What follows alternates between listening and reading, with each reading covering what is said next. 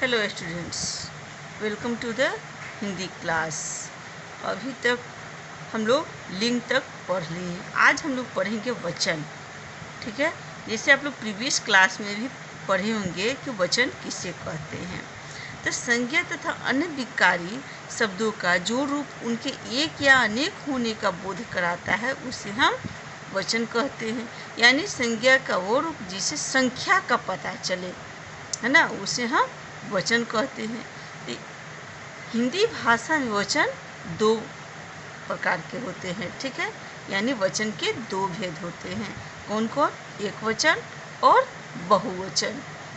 एक वचन शब्द के जिस रूप से वस्तु या प्राणी के एक होने का बोध हो उसे एक वचन कहते हैं। जैसे बालक सो रहा है, गाय घास खा रही है, माँ खाना पका रही है। ठीक है, उसी तरह बहुवचन शब्द के जिस रूप से वस्तुओं या प्राणियों के एक से अधिक होने का बोध होता है उसे हम क्या बोलते हैं? बहुवचन। यानी कि एक होने का बोध हो तो एक वचन, और एक से अधिक होने का बोध हो तो उसे हम बहुवचन कहते हैं। जैसे लड़कियां नाच रही हैं, पौधे हवा में झूम रहे हैं, चिड़िया दाना चुग रही है, लड़कों ने विद्यालय की सफाई की।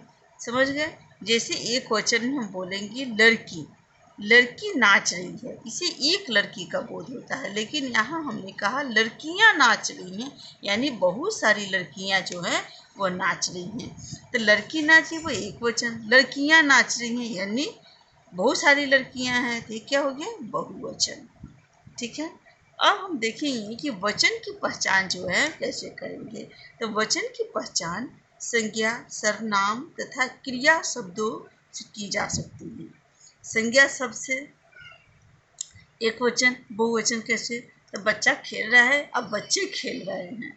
ठीक है, बच्चा खेल रहा है यानी एक बच्चा खेल रहा है, बच्चे खेल रहे हैं यानी बहुत सारे बच्चे का बोध होता है, ये बहुवचन हो गया। उसी तरह सर्वनाम से, सर्वनाम में जैसे बोलते हैं मैं, उसका बहुवचन क्या होगा? हम। सर्वनाम तू, उसका बहुवचन तुम। वह का वे।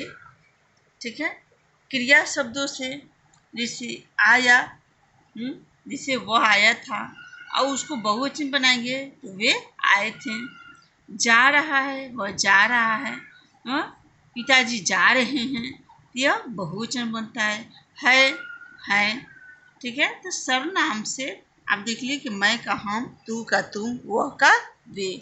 क्रिया में आया का आए, जा रहा कि जा रहे हैं, है का है। ठीक है, इसके और है जो हम माने वचन को पहचानेंगे, जैसे आकारांत। ठीक है, उकारांत, औकारांत। आकारांत का मतलब आ, उकारांत का मतलब उ, औकारांत का मतलब औ। और एक होता है ए, वो पड़ते लगा के हम बनाते हैं।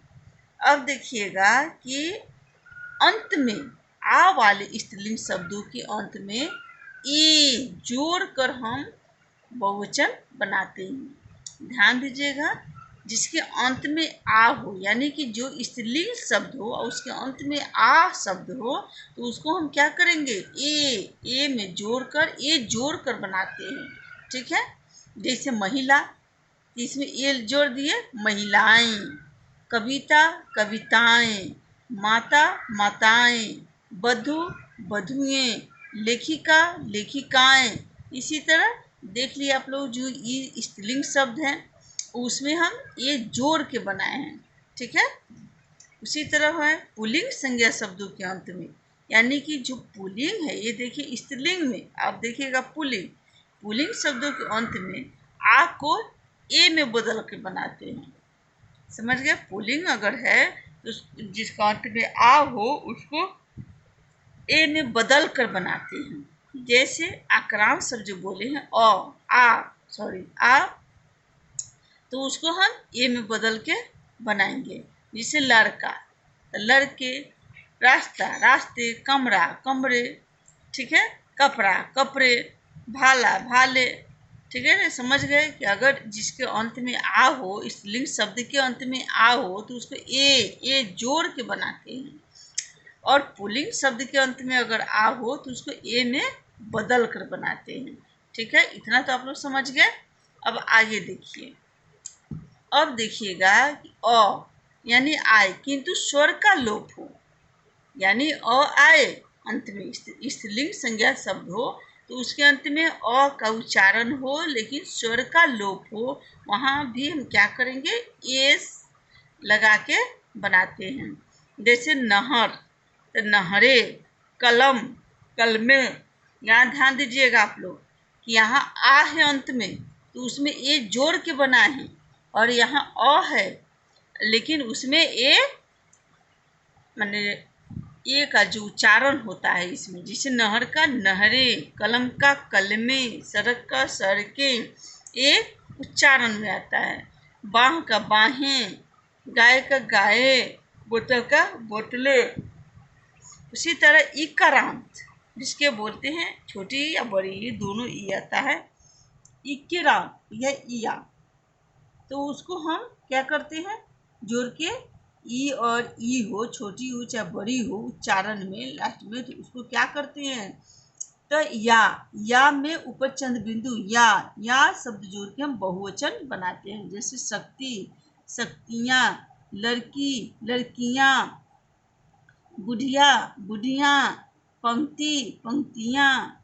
ठीक है, नारी नारियाँ, समझ गए, जिसमें छोटी या बड़ी की मात्रा हो लास्ट में तो उसको हम या में बदल के या जोड़ के हम बहुवचन बनाते हैं। ठीक है, तो समझ गए। अब आगे देखिए,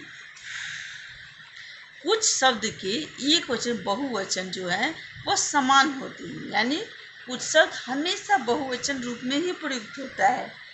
जैसे केस यानी बाल, समाचार, प्रजा, रोम, आंसू, होश, दर्शन, प्राण, हस्ताक्षर। ठीक है, ये सब जो है हमेशा बहुवचन में ही प्रयुक्त होते हैं। ठीक है, कुछ शब्द की एक वचन बहुवचन जो समान होते हैं, वहाँ देखिएगा कुछ शब्द हमेशा एक वचन रूप में ही प्रयुक्त होता है।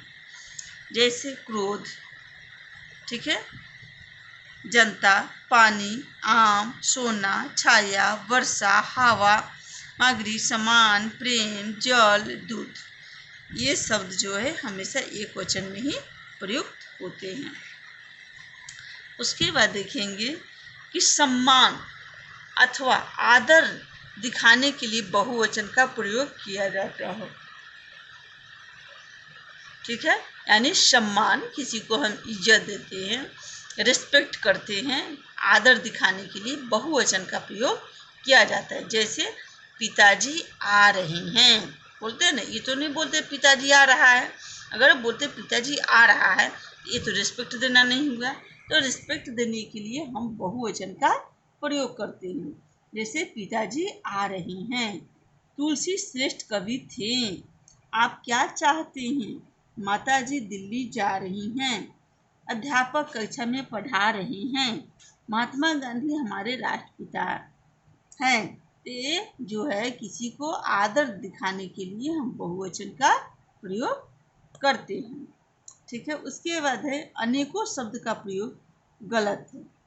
अब वाक्य में जो है अनेकों शब्द का प्रयोग जो करते हैं वो गलत है। जैसे वहाँ अनेकों लोग थे, यह गलत है। क्या लिखेंगे कि वहाँ अनेक लोग थे। ठीक है, बाग में अनेकों वृक्ष थे। ठीक है, तो अनेकों गलत है। क्या लिखेंगे, बाग में अनेक वृक्ष थे। ठीक है, ये तो समझ गए आप लोग कि हम स्त्रीलिंग से पुल्लिंग कैसे एक वचन से बहुवचन कैसे बनाएंगे। ठीक है, तो यह वचन जो है ये चैप्टर आज लास्ट हो गया। आगे हम लोग आगे क्लास में हम लोग कारक पढ़ेंगे। ठीक है, दैट्स ऑल।